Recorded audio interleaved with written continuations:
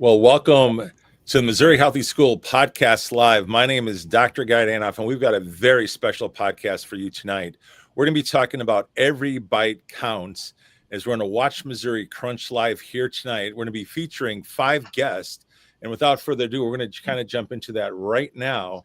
And let's bring on the crew. And first of all, we're going to start with Lisa Lauer. And Lisa, we've done so many of these. It's great having you back on to kick off this 25-26 school year.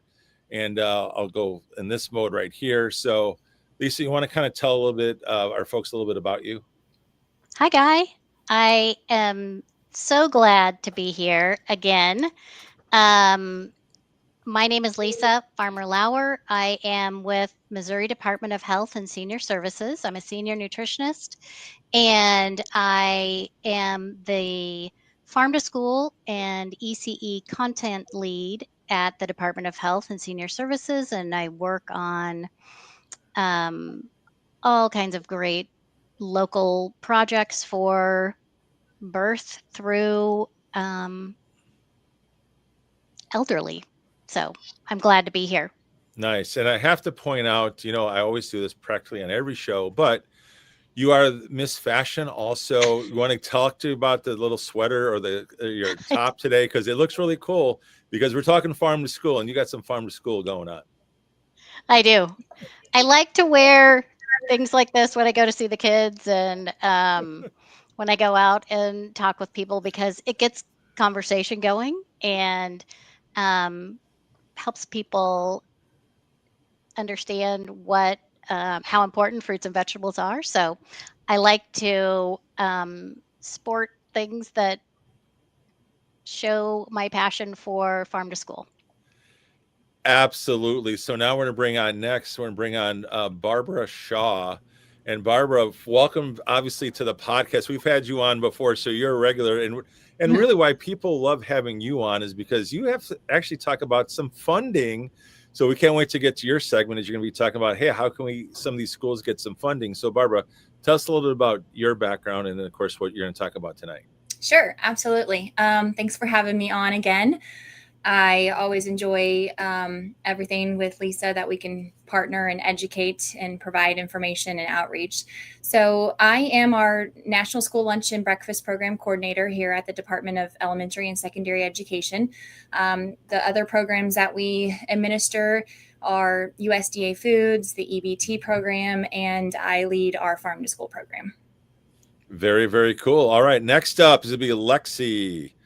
Lexi, talk to us a little bit about your background, what you do, and certainly what you're going to be talking about tonight.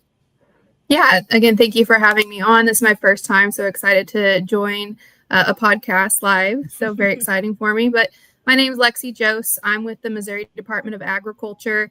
I'm a senior marketing specialist with the Missouri Grown Marketing and Promotion team. So we actually have a membership that promotes our local producers and to connect to those consumers. And then on top of that, I also oversee the Senior and WIC Farmers Market Nutrition Program. So with that, I'll talk about working with farmers pretty closely in those programs. And then, of course, working with the Farm to School team, connecting the schools and anybody with the local farmers that they're looking for. So happy to be here today. Well, welcome. I know, first timer. Well, we're now get to Randy Glenn. And, I'm going to actually say a little bit about this. I'm going to tell you right now, it's cool in my positions. I've been hosting podcasts for now, going on, over 5 years. And I got to tell you, Randy, when I saw, your kind of bio come through, all I can say is, wow, what would compel someone to go from being a teacher to an administrator? Like, I get that. I do. Matter of fact, I have plenty of panelists that come on or guest experts,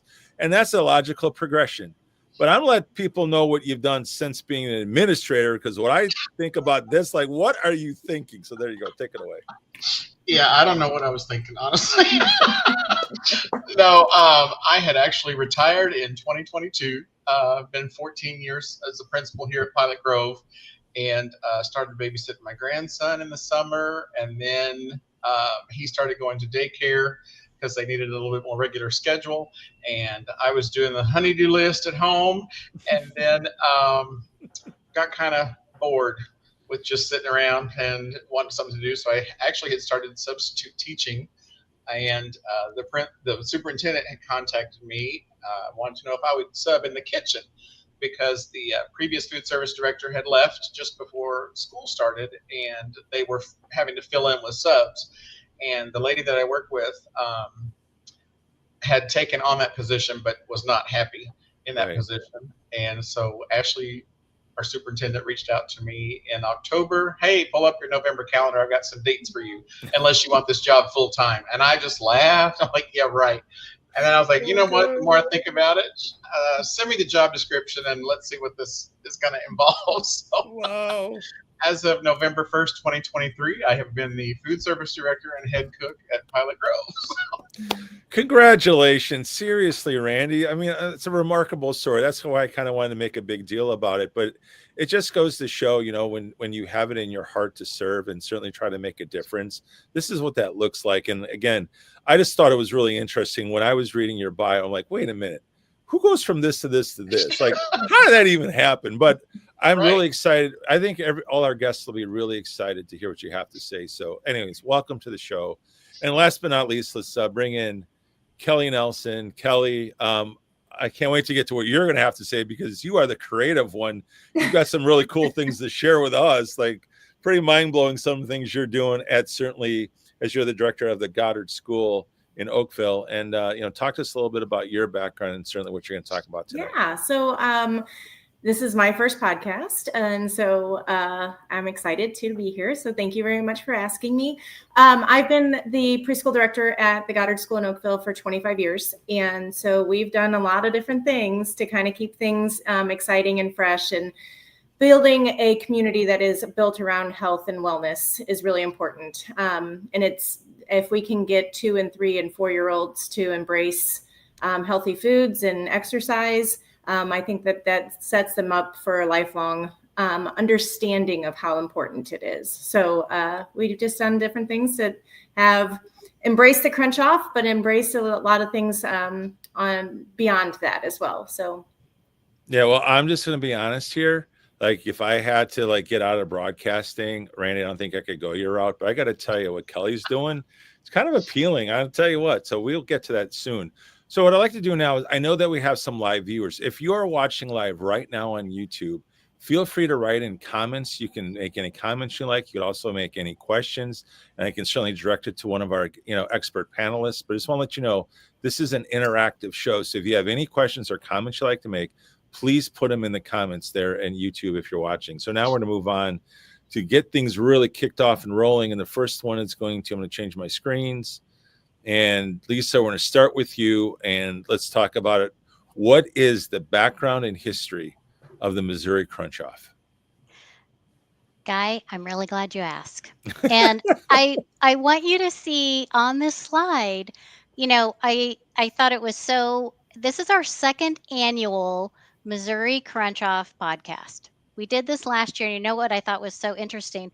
We did it the exact same day, September 25th, wow, 2024. Isn't that crazy? It's cool. Definitely. So we're back. Yep. And the crunch in Missouri has had a long history. We started hosting crunch offs and promoting it back in 2018, maybe even 2017. 2018 was the first one that I really remember. And you can see on this slide, our state agencies work together to promote this. We're the core farm to school ECE team, and that's Department of Ag, Ed, Health, MU Extension, and DSS, our Department of Social Services. And the crunch was started to celebrate Farm to School Month, which is the month of October. We'll talk a little bit more about that throughout the podcast. Yep. And all of the wonderful, tasty produce that Missouri has to offer. And we'll talk about all of the different items that you can crunch. And it's not just schools and early care sites. We love to hear their stories, and they're on today. But anyone can schedule a crunch, and we would love for you to do that. We've had all types of businesses, state agencies, Crunch. Sometimes universities set up challenges between each other.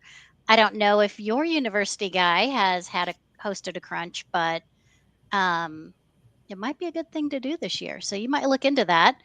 Any community members, but it's during the entire month of October. And really, it's just to, like I said, encourage folks to purchase local, try local, and doing that in the early care sites and schools is a great way to introduce that. And on the side, there is, you can see in this picture, a friendly competition that goes on during the month of October, and it's the Mountain Plains Crunch Off. The states in this picture compete to see who can get the most crunches into a local item. And the challenge is judged per capita. So Missouri has a big road to hoe. We've got, we're one of the biggest states with the most population, so we need a lot of crunchers, and you must register for your crunch to count.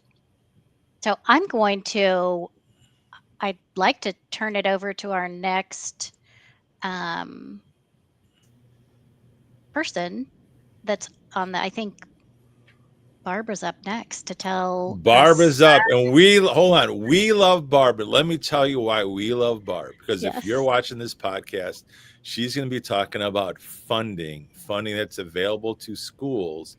She's going to tell you all about it. So without further ado, if you want to change the slide, we're going to have Barb come on now and talk about this kit. She's got money. Kit. I know she's got money.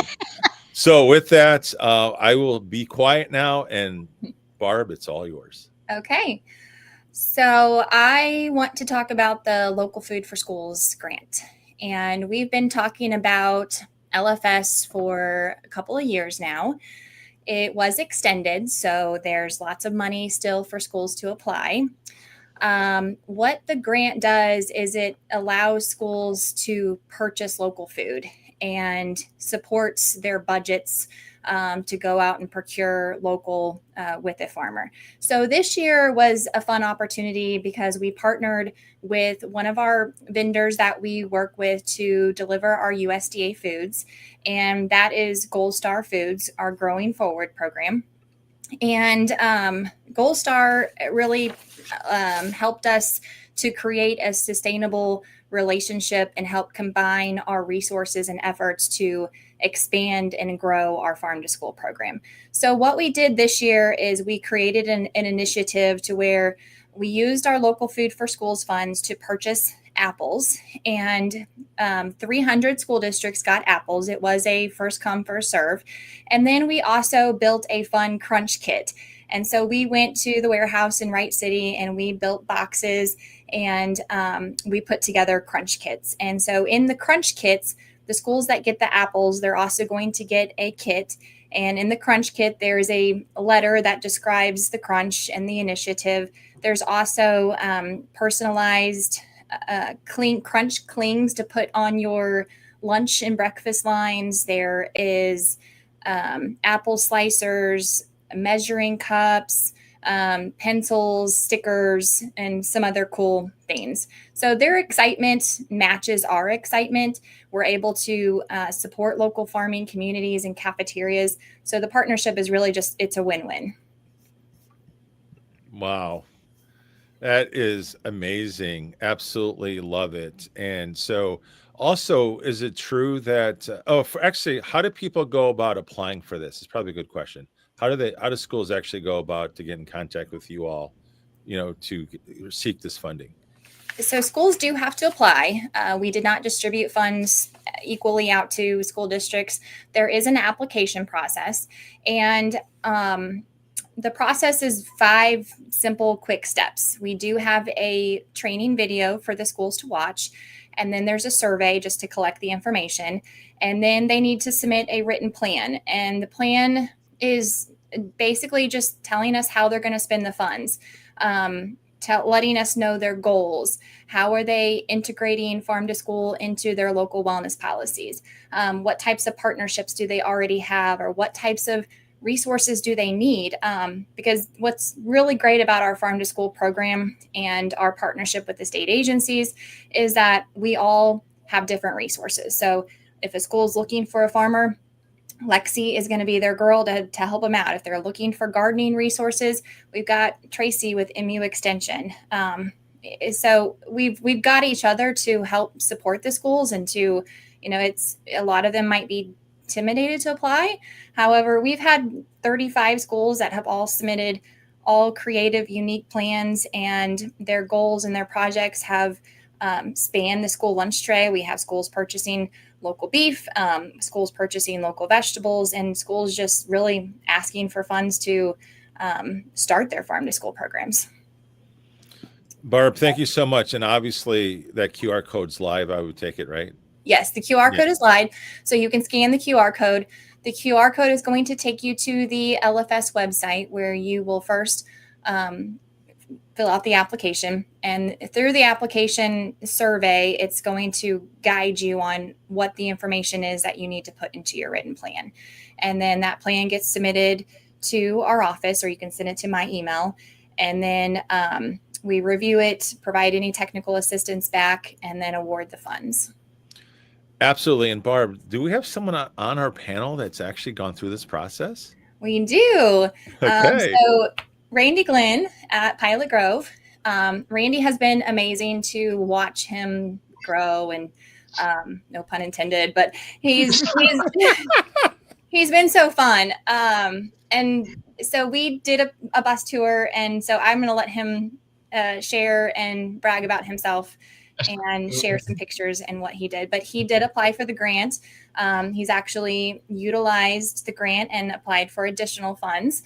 But he's not only supported his local community, but there was a student in his school that the initiative started. And so we got to meet her and really support her and her family. And it's been really fun to see just how this money has impacted schools, but also impacted local farming communities. So Randy, I'll let you.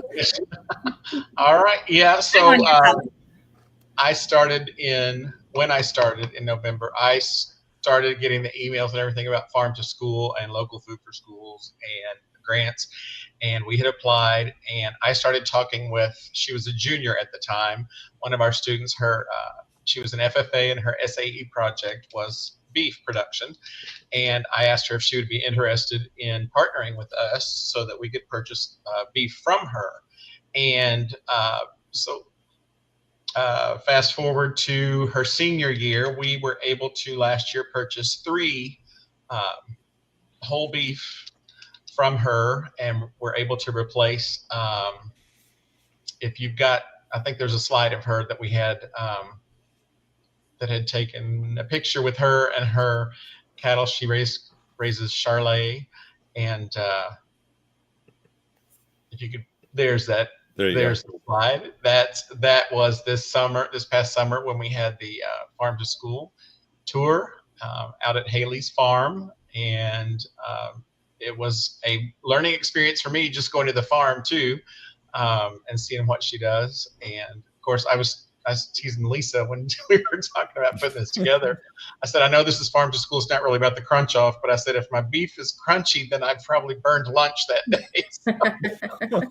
Oh my gosh. But so that's been a very positive experience. And we also are continuing to purchase that. The kids noticed a huge difference in, I had our, can't think of the word, where we get the meat processed. Originally, we had only gotten ground beef because I didn't know what else to get, and I thought I could stretch that out the farthest with anything.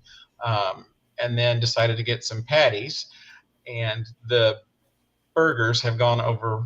I mean, the kids are even asking this year, are these still Haley's burgers? I'm like, yes, they're still Haley's burgers. We're still partnering with her and getting fresh beef, so that's been awesome. And also utilizing those funds, I was able to start going to the farmers market and partnered with a local farmer. Started chatting with them about. Actually, I went up because I noticed they had a lot of tomatoes at the time, and I wanted to get a lot of tomatoes, and we got some cucumbers, and we were able to purchase things from them using our local Food for Schools money to get that. And we're able to purchase cucumbers and tomatoes and things and bring those in. And then when I put those out on the line, I had a sign out there that the farmer's name was on there, and just trying to highlight local produce, and want to continue doing that. And then we, I think there's a slide that shows, I don't know if you want me to do that now or not. She can pull it up for you. That's fine. We did the crunch cups. Okay. Lisa had introduced us to a sunny hummus recipe 2 summers ago at one of our summer meetings, and I thought, okay, we have these cans of chickpeas that I have no idea what to do with. So I decided I was going to try hummus. So I made hummus, and that's what we made. Wow. Made hummus, and then we cut up the cucumbers and red peppers I was able to get, and then we also put in some green peppers and celery sticks and carrots, and then I made the hummus, sprinkled a little bit of, I think that one has parsley. I've done a different variation. I've put in roasted red peppers on top. I've used garlic and made like a garlic hummus just to kind of mix it up and introduce kids to different flavor palettes. And so that's just been how we've utilized our local Food for Schools monies, and also trying to introduce some crunchier foods, because some of the things, I was really surprised at the number of elementary students that really enjoyed red peppers. That really surprised me. So we try to keep those as much as we can. So Randy, a question that I want to ask you is, how much did the school actually receive kind of totally in the funding? Oh, I believe it was it 10,000? Barb, correct me. Is it 10,000? Hang on, she just fell off for a second. Hang on, Barb. It There you are. Sorry. Sorry about that. Was it 10,000? Was the local Food for Schools grant? Yes, How much? you got 2 rounds of 10,000. Yep. That's a lot of beef. Perfect. Yeah. And Randy, with that being said, what are some of the other impact things that you can see how the students were affected, from obviously the funding and the investment, and certainly the way you set up and how to utilize those resources? What's been that impact on the student level? I really I think the kids are actually eating more and not throwing away most of the food like we saw several years ago. Absolutely. No, that's a great finding. And actually eating more, because I've got some pretty big farm kids that can come back for seconds and sometimes thirds. Just kind of depends on what we serve. But they are eating more, and they kind of never know what I'm going to throw at them, because I did a Try It Tuesday. So I would try a different recipe, introduce them to something. And sometimes that was a total flop. And sometimes some of the kids would go, "Give that up. Don't do that again, please." So I'm like, okay, I won't. But just actually having conversations about the food, that's kind of been fun as I've grown into this. Yeah. I've got a bunch of elementary kids will come up and say, "You need to try this. My mom has this." I said, "Well, bring me the recipe." And I put a note in our monthly newsletter asking for recipes. Families have shared recipes. Kids are coming up and talking about food and choices. And have you ever thought about adding this? Or let's try this. Or can you make us this? Yep. Just that's something that is a common thing with everyone. We all have to eat and enjoy food and enjoy exposing them to different types of food. So that's been a lot of fun for me. That's really cool. Thank you so much for sharing that. And Barb, of course, this is all made possible with what, obviously what your organization is doing. A big thank you to you, certainly, Absolutely. Barb, and certainly, Desi, and the support that, you're all providing. And it's just a great story. And with that, Lisa's got an announcement, because I guess there's a new logo that just got debuted. So let Lisa get the slide ready and just give me a thumbs up and you can talk about it.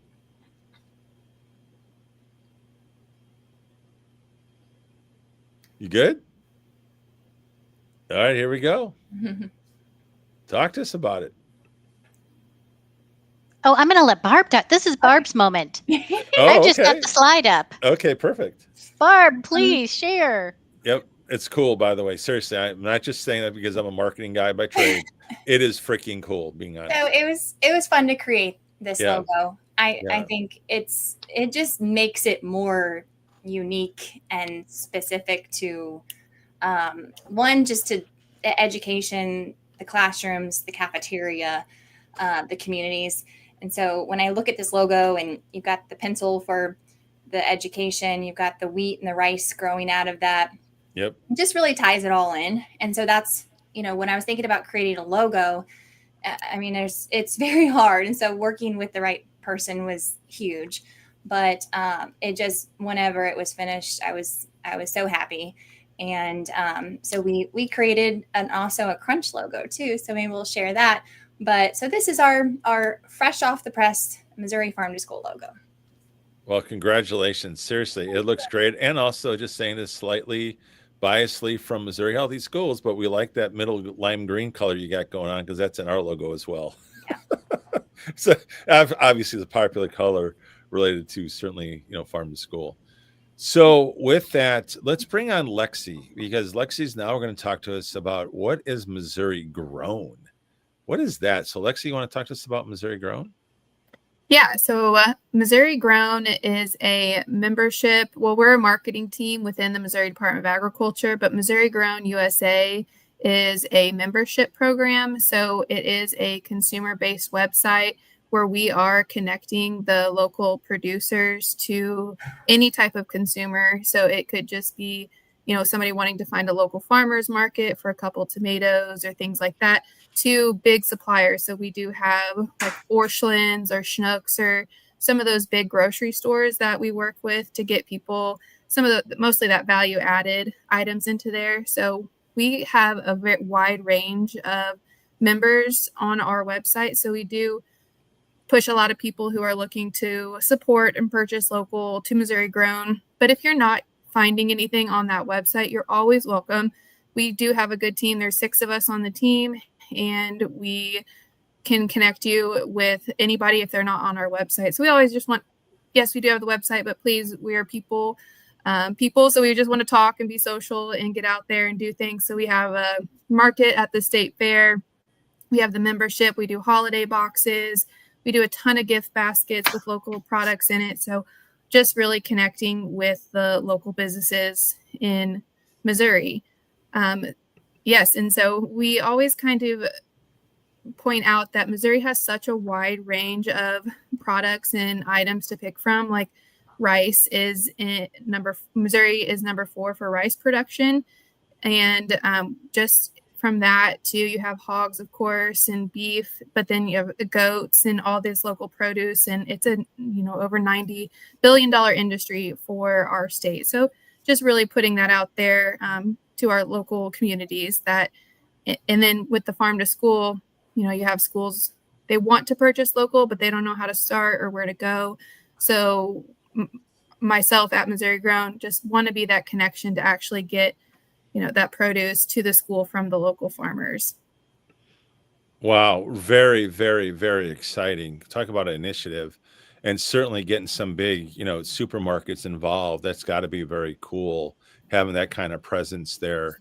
Congratulations on that. And then we also, Lexi, I really think what you're going to talk about next is also pretty darn remarkable. So talk to us about how the Missouri Department of Agriculture promotes the Farm to School month, because this is really a big initiative. Obviously, this goes on every October 2025, obviously every October. Yeah, absolutely. So like I said, agriculture in our state is a very large industry, and Governor Kehoe is obviously very supportive of agriculture, and the past governors as well. We've started doing the proclamation, I think since I joined in 2020, working with the governor's office to write up a proclamation and have them sign it every year. So it's pretty exciting. We have a stack of proclamations that we write up and send to his office, and they sign off on it and present it back to us, and we get to share it out with the community. So just love having the support of the governor and his office there. And what's been the impact of obviously now doing this highlight, in the October month? What's it been like in the past years? Yeah, so I think I've started in this position in 2020, and of course that was just a booming time for local. So the just interest and increase in farmers wanting to work with schools and do more local purchases. I mean, I can't put a number on it directly, but just from experience in these past, 5, almost 6 years of being here, just constantly people reaching out and then just hearing about farmers willing to grow. Like we did, our farm to school team did a training down in like Scott County, I want to say. And the farmer was like, I will grow whatever the school wants me to. Like, you tell me what you want and I'll put it in the fields and I'll grow it for you. They just wanted to work with schools and ECEs so much. So we just love seeing that impact. Well, speaking of, I'll bring myself back. Speaking of impact, I think this is really cool because Sherry just chimed in. I met her just a few days ago, actually, at one of the conferences, and Green St. Louis Machine is also in to support and very excited for this initiative. Again, bringing Missouri together.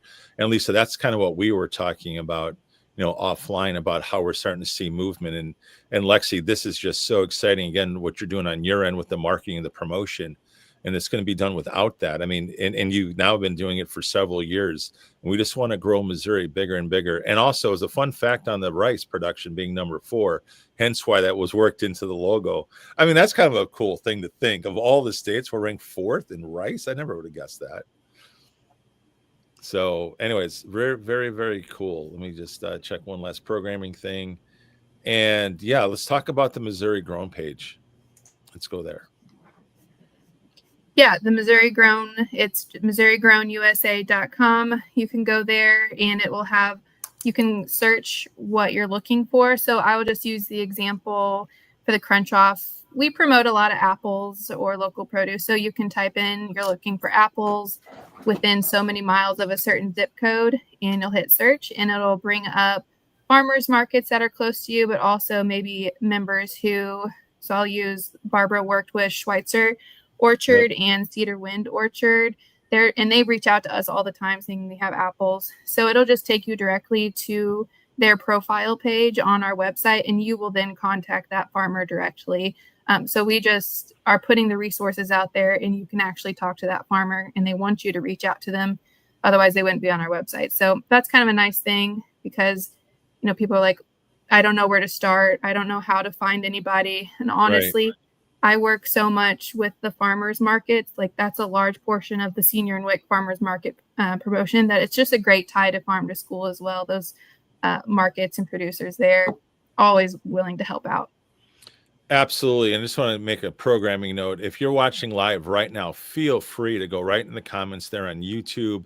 Ask going any questions, want to make any comments. We've had some good shout outs going on so far. And again, we're just trying to promote Missouri Crunch and all the different initiatives and triangulating our approach, certainly to, helping engage ultimately for our students' benefit. But there's so much that has to go on. That's a big part of what tonight's podcast is all about. So with that, we're going to bring on Kelley Nelson. Kelley, I've been waiting to bring you on, and here's why, because you've got some very interesting things to talk about. So let's start here. I want to start right here. So what results have you seen as a result of doing Crunch now for 4 years, especially taking an early childhood approach to nutrition? Well, I think basically we take, we have early childhood. So we have young kids that are getting exposed to different things all the time. And so the more that we can provide exposure at school, the more likely they'll try it at home. So one of the funny things that we have salad at least once a week, fresh salad, and we do different additions to the salads. And parents are like, they don't eat salad. They'll never eat salad. Well, guess what? When they're in a group of 20 kids and they're sitting next to all their friends, they're eating salad. So those are the types of things that we started realizing. And then we turned our school into a healthier options school. So we start doing things like green light foods, and green light foods are things that make our bodies run really fast all the time. And so we'll track those and see green light foods that we can have for snacks and do those things. And then there's some yellow light foods, and the yellow light foods, we don't need them all the time. Like they're a special treat. It's something that we can do. And then there's the red light foods. That red light foods really make our bodies slow down, and they make us tired, or they might speed us up at first, but then at the end of the day, they don't keep us going. So we're just trying to put that in those perspectives. We're trying to also educate parents and help them understand. Go down to the farmer's market. We live in St. Louis. Go down to Soulard. Go over to Illinois. Sorry. Go out and be out with the kids and do different things. And it doesn't have to be McDonald's, and it doesn't have to be fast food. There's so many different options of things that you can do. So we've also then started tying in with the food that nutrition and exercise go hand in hand. And so really making sure that our bodies are moving all the time is really important for a young preschooler to understand. So diet and exercise is going to be key the rest of our lives. And if we can start instilling that with the young generation, then it's something that is just a no-brainer, and it goes in. And so when they go to kindergarten, or they go into 5th grade and 6th grade, they see all of the middle school options, and it's like, you know what? I'm better off having that apple than the chocolate donuts. Like I know what's going to happen. I know what is going to help my body grow and be healthier. Well, I want to bring up your slides because you've got some pretty cool. That is you? That's me. What is going on with that outfit? I just want to say, so, please tell. You never know what you're going to get when you walk into my school. I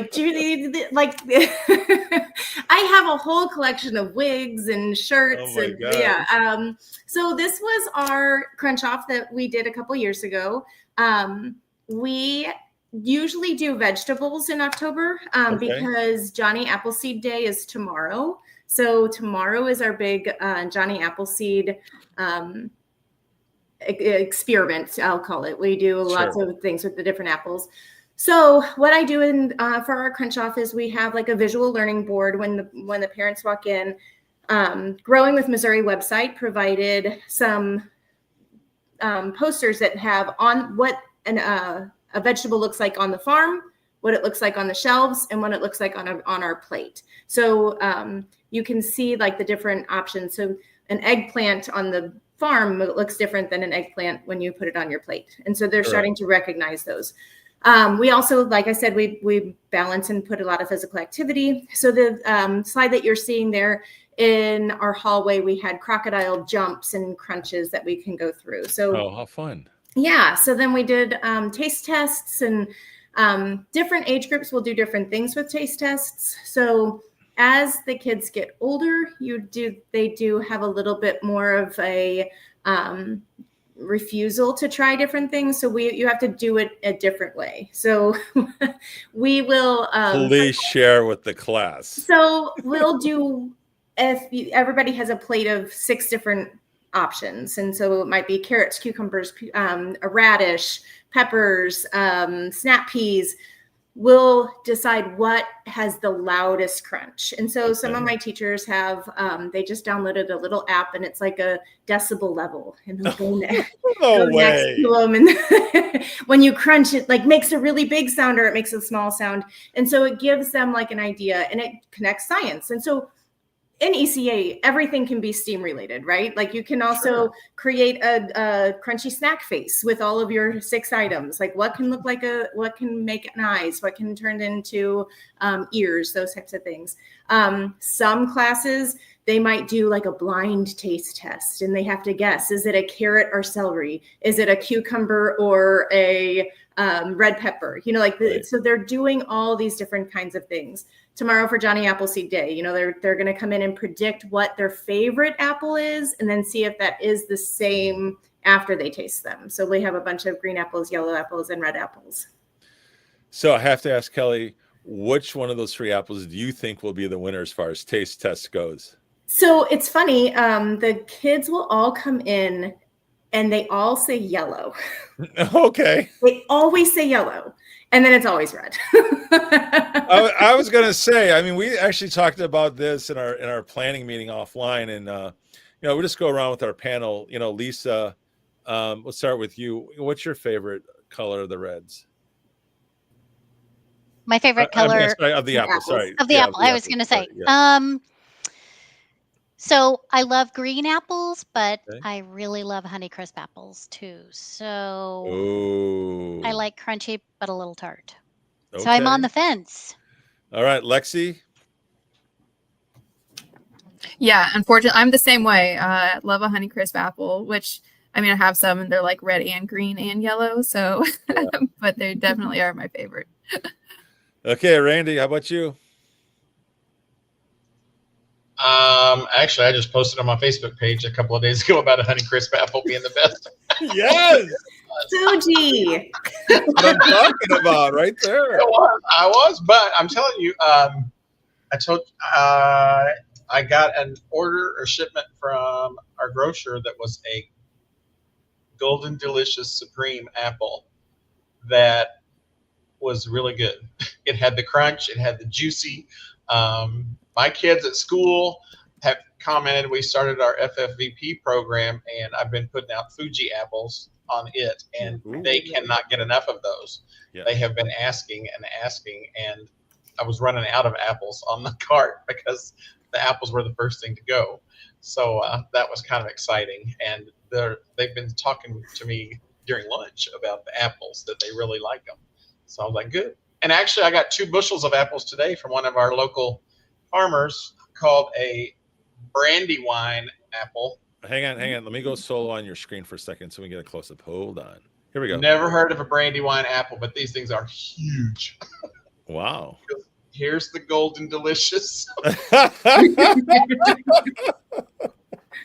So I'm anxious to try these. I haven't tried them yet. So I'm anxious to try it. So Kelley, what's your favorite personally? I like the Fuji apples. I'm a Fuji. Yeah. Little sweet, not too tart.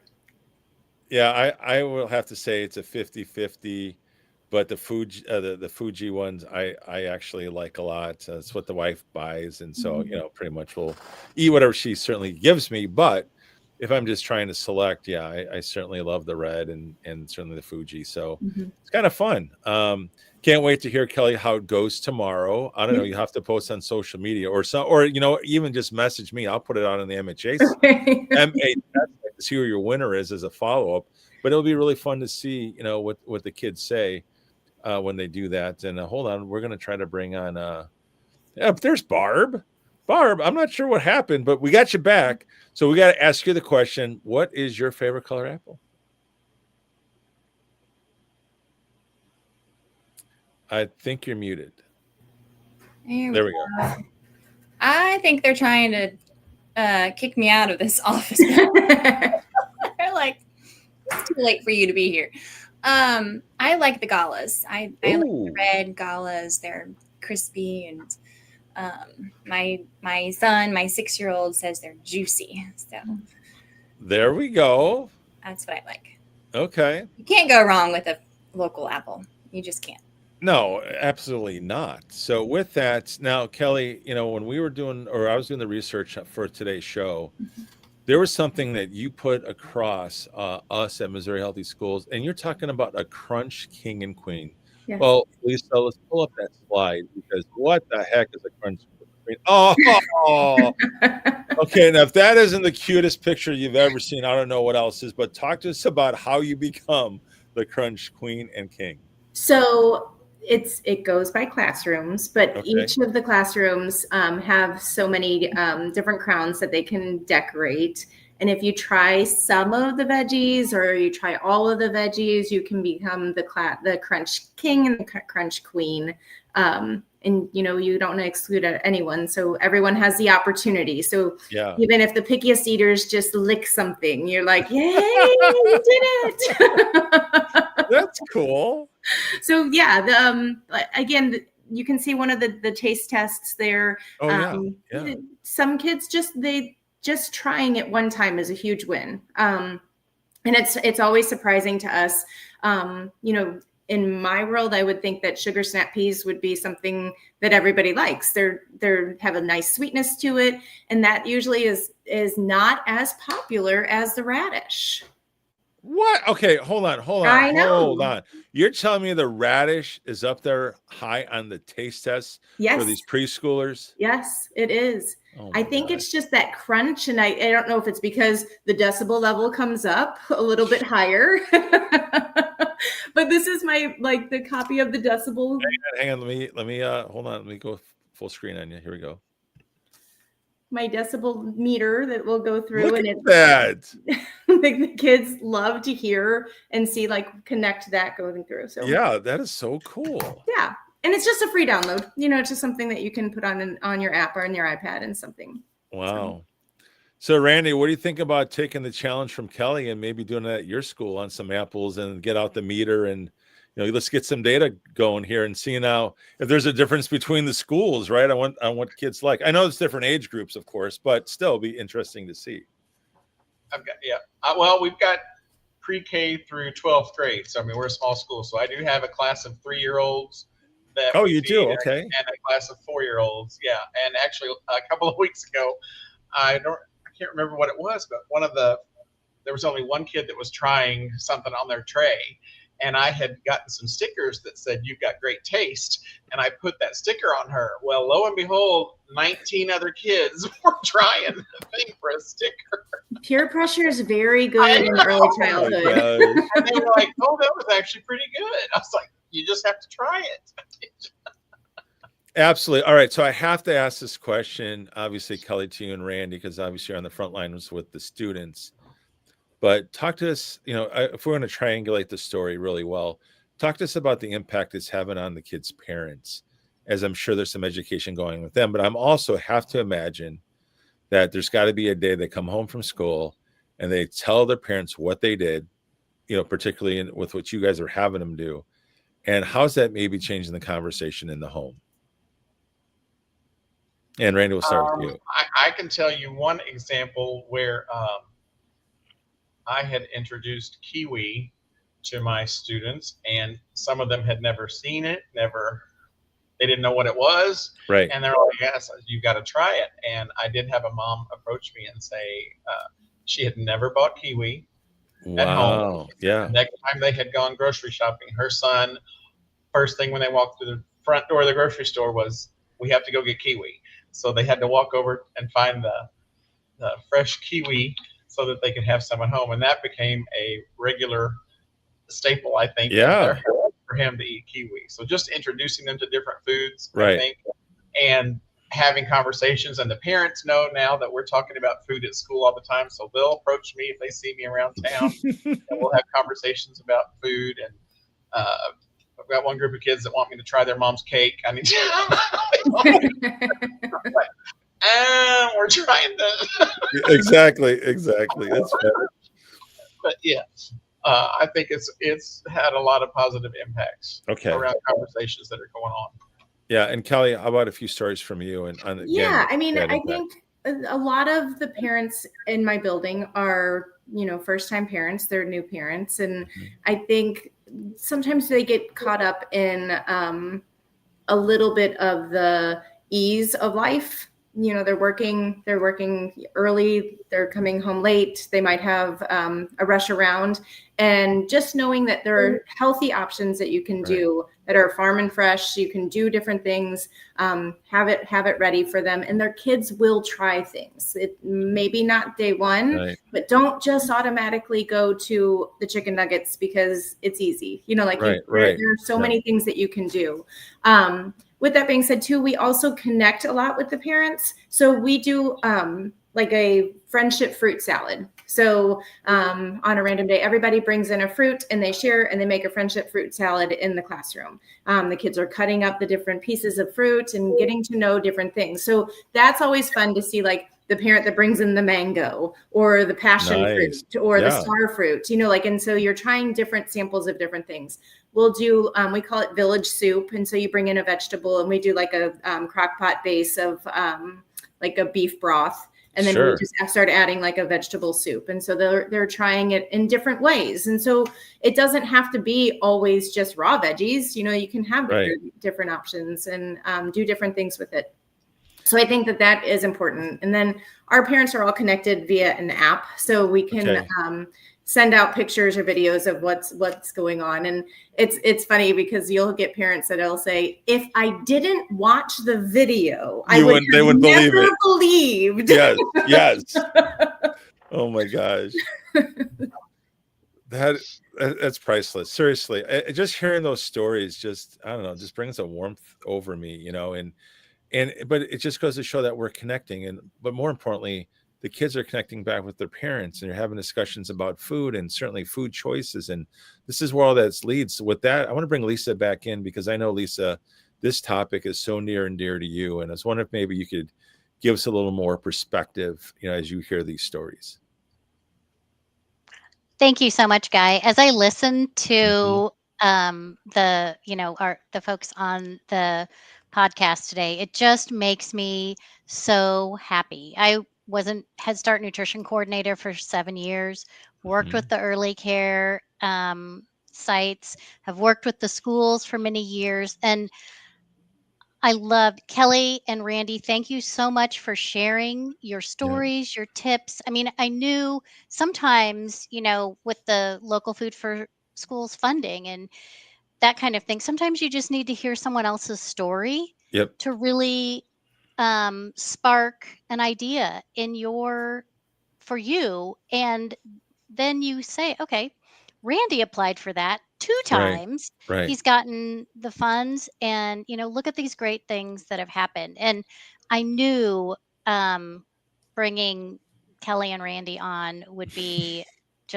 they'd be a wealth of knowledge and provide information and stories. And I would say one of the things that I hear from working with the schools and early care sites is just exactly what they said too. The children are such a conduit for the families trying new foods. I mean, I'll never forget, there was one early care site that said, we tried this new fruit in the classroom, and I can't remember what it was now, but all that the child could talk about when they got home was, we have to go get this fruit. We have to go try this. We have to do this. And, she said, the mom said, I had never seen my child have throw a fit over wanting to get a fruit or to try a new vegetable. That's awesome. And these are things that happen when, like you said, Kelley and Randy, when they try the things at school or, and their friends are eating them. And so it's so wonderful. It just makes me so happy. I know. We'll share these resources. I mean, I love the decibel idea. And now we've got, Randy, now you've got that challenge out there. How fun. I know. Imagine that we started another war between schools, right? That's just what we do here at Missouri Healthy Schools. No, it's obviously, this is not technically a war. We all know that. But the whole point is, it's just great to see people getting really excited and just interacting and engaging with our young people. And hearing these stories is always so refreshing. And Barbara, I want to bring you back. And the reason why is we're getting set to wrap up the show. I think that this show could not be complete without bringing you back. Lisa, if you could pull up the slide that she can talk to you about how you apply. Barb, go through your pitch one more time, just so it's right here at the end of the broadcast. And I'm going to bring up your slide right about now. Okay, so please don't be intimidated.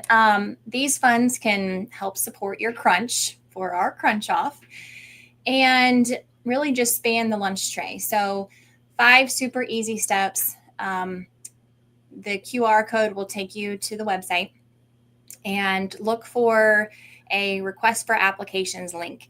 And what that does is takes you to a survey, and the survey just asks basic information. We're just gathering your information, your name, your school district, And then we need you to submit a written plan. And so now that you have some great ideas, and if you need more ideas, please contact us.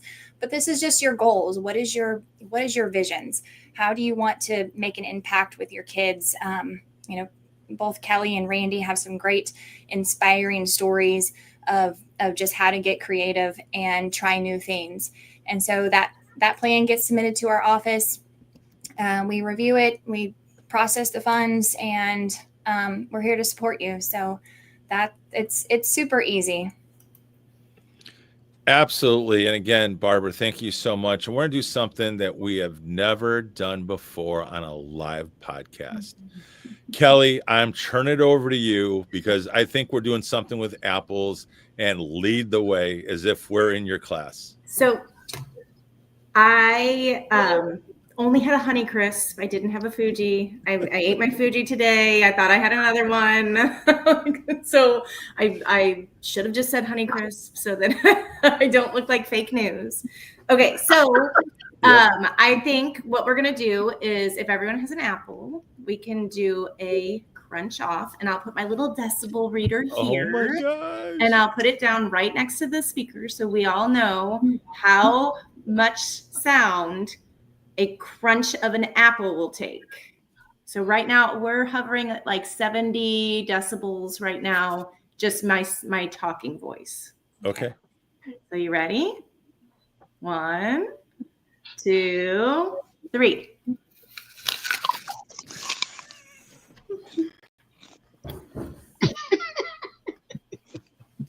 It was about 58. Okay, so how's that in Wow. comparison to what you get in your school with your students? So what we try to do with the school, because in a classroom, we try to go really, really, really quiet first. And then we try different things. Okay. So a cucumber isn't going to make as much noise as an apple or a radish or the peppers. So Sure. they'll try to rank them and go through. So it's Okay. really just more that the kids like to see that little shoot up, and then they all go, whoa! All right, sorry, Kelley, I have to go there. It's live TV. Do that again. I'm just kidding. That was good. That was priceless. Oh my God.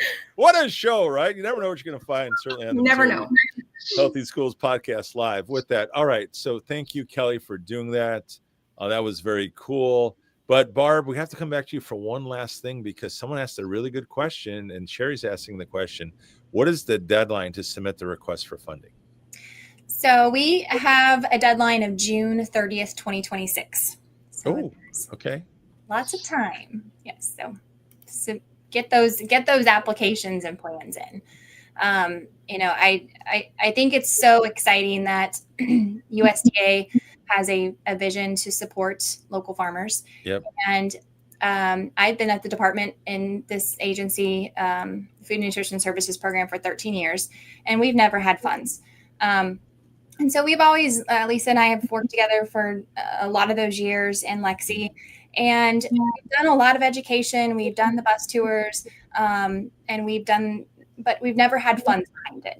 And so that really makes an impact, because it just provides those resources that schools need the most to be able to utilize these programs, and the kids get to benefit and the families get to benefit. So it's great to see. I hope that we have more funding in the future. I hope it increases. I hope it keeps going, and we're excited about it. Absolutely. So with that, Lisa, why don't you kind of, finish out our whole segment, then we'll get into the resources, but talk about the real-time crunch dashboard. I'll pull that up for everyone. So explain what this Awesome. is. Yes. Okay. Thank you, Guy. We just wanted to share the actual location of the crunch page. I have a QR code on here. Yep. And that is live. That will take people directly to the registration, because if you don't register, your crunch isn't counted. So last year and throughout the years, we've really wanted to get a good handle on what's being purchased, who are people purchasing from, where our crunch is happening. So last year, our epidemiologist, Allie Brooks, who couldn't make the call today, developed this Crunch real-time counter. So as people register, you can see up in the right-hand corner, a little apple is placed on the state. And as your Oh, wow. Crunch Yeah. is registered, you can see your apple go up on the state. It counts the number of people that are crunching. It also breaks it down into age groups of early care, school age, older. You can see up in the right-hand corner the dollar amount of money spent on local produce, which is pretty cool. Yep. And then there are also bar graphs showing the most popular crunching items and that kind of thing. So it's a really fun resource that was developed. We also have these free Growing with Mo seasonal calendar, and the item that Kelley talked about that shows children what the food looks like, each food looks like on the farm, in the market, and on your plate. Yep. And so please register. If you have questions, reach out to any of us and let's make this crunch. You can see last year we had 534 crunches. We would love to really raise that number this year. Absolutely. And speaking of that, raising it, we have a good question from Sherry. Can boys and girls clubs participate in this too? Definitely. Anyone can participate. We would love to have them on board. Perfect. Yes, please. Okay. Thank you, Sherry, for asking that question. And so with that, as we start to wrap up the show, if you have any last minute questions or comments, feel free to put that certainly in the YouTube comments right now. I want to just kind of wrap things up with a few more resources. The other thing I want to tell everyone is in the description, when we do the replay, which actually happens the second this thing ends, but by tomorrow sometime, we'll also have all the links available too. But we're going to put them out here now, but we'll also have them in descriptions for you, make it convenient. So the first one is this one, and I'll let you speak to this one, Lisa. Thanks, Guy. So this is the actual Crunch website, and it's on our Department of Health and Senior Services webpage on the Growing with Mo website. Okay, we got another one. This is actually the same site, just a little different login. All right, and then of course you want to direct them to our site. What might they find there?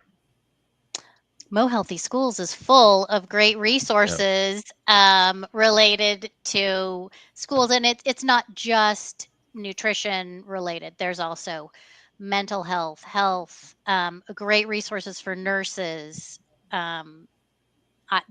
all kinds of great physical activity. I'm forgetting your piece of the puzzle, Guy, but physical activity, Mo Healthy Schools covers it all.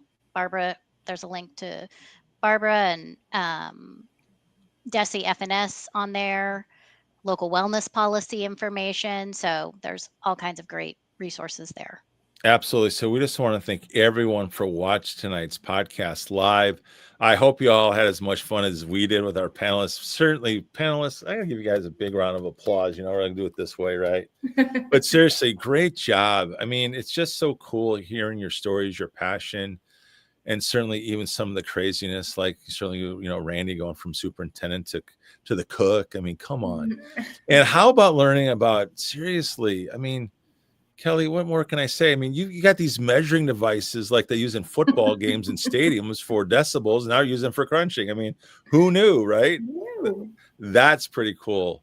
And certainly, Lexi, just keep up all the marketing. And getting the support from our governor and all the things that you're doing, networking, you know, certainly with the big supermarkets. It's really super, super cool to get that support right here in Missouri. And Barb, like you said just a few minutes ago, what a blessing that you guys have been being able to provide this kind of funding. I mean, certainly Randy's on to attest to 2 rounds of funding, $10,000 a piece. And Randy, what a great steward of the resources that you and your school district have been given. Seriously, I applaud you and your school district. Absolutely.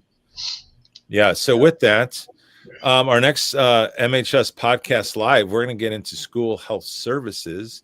So be looking for that probably in the next 4 to 6 weeks. So we'll have that going on live. But in the meantime, feel free to check out all the resources. So for our guests, Lisa, Kelley, Barb, Lexi, and Randy, my name is Goddard. I want to thank you for watching our special episode here on the Missouri Crunch on the Missouri Healthy Schools Podcast Live. Thank you and have a wonderful night.